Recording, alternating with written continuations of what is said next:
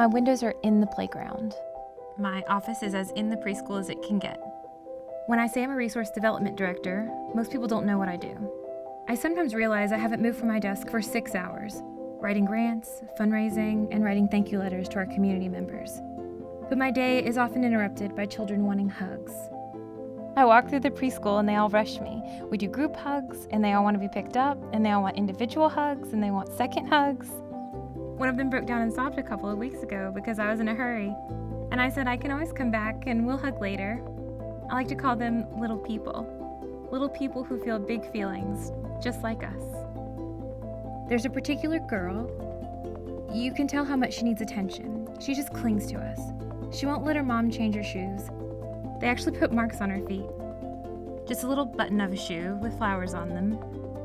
And we see a lot of times that when children have no control in these situations, they control what they can. These are children who have either witnessed or experienced abuse. One of our innovations is our therapeutic preschool that helps children recognize and express their emotions and understand what healthy relationships look like. We use an evidence-based curriculum, and we're the only program of this kind in our service area in South Mississippi. If we break the cycle for children, it breaks a larger intergenerational cycle of violence that affects everyone. Since 1977, the Gulf Coast Center for Nonviolence has offered counseling, case management, medical assistance, transportation, crisis intervention. We provide comprehensive wraparound services to help victims of violence lead and maintain a violence-free life. We also educate our community. In collaboration with law enforcement, we educate them on how to help victims of violence, particularly when they respond to domestic violence calls. Education is the key to being able to shift the understanding of violence as a public health issue. If a cop interviews a woman in a domestic violence situation, she might change her story 3 times. Do you understand why she does that? It's because of trauma. So understanding trauma would allow us to better understand why she would make that decision. We have to learn what domestic violence looks like to protect people from further victimization. Our court advocate sits with the client in their emotional space, educates them on their rights, and shines the light on patterns of abuse to uphold their best interests. Sometimes, all it takes is one person to say, "I believe you."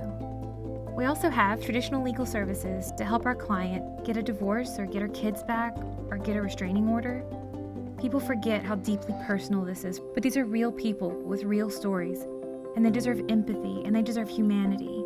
Not everywhere has an agency like this one that's been around as long as we have with as many services. So it's really important that we continue this work. Sometimes people come to us through our sexual assault program, our survivors of homicide program, or shelter program. One of our clients, Marquita, told me the center has redefined who she is, that she has found strength and regained confidence. Marquita has a beautiful presence and resilience about her that resonates with us as staff because she has worked so hard to reach her goals and find her balance. She told me she becomes stronger every day that she is here, and that she now knows who she is. She's the reason we're doing this work. Clients like her are the reason we need to keep serving others. Marquita said she's a conqueror now, and I couldn't agree more.